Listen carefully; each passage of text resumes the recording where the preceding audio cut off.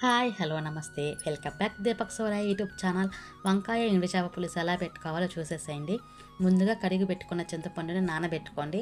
ఇది నానేసరికి ఆనియన్స్ని టమాటాలని కట్ చేసుకొని సైడ్కి పెట్టుకున్నాక వయ్యారంగా ఉన్న వంకాయలని కట్ చేసుకొని సైడ్కి పెట్టుకోకుండా సాల్ట్ వాటర్లో వేసుకోండి, లేకపోతే బ్లాక్ అయిపోతాయి అన్నమాట. అలా ఉన్న చేపలను నీట్గా వాష్ చేసుకొని ఆయిల్లో డీప్ ఫ్రై చేసుకొని పక్కనే పెట్టుకోండి. మిగిలిన ఆయిల్లో ఆవాలు జీలకర్ర వేసి చిటపటలాడిన తర్వాత ఆనియన్స్ కూడా వేసి బాగా వేయించుకున్నాక టమాటాలని ఉప్పు పసుపు యాడ్ చేసుకొని టమాటాలు కూడా మూత పెట్టి బాగా మగ్గించుకోండి. మగ్గించుకున్న టమాటాలు చివరగా కారం వేసి కలుపుకొని వంకాయలు కూడా వేసి మూత పెట్టి 2 మినిట్స్ అనేది టమాటాలో మగ్గించుకోండి. మగ్గించుకున్న వంకాయల్లో చింతపండు రసం వేసి ఉడికించుకోండి.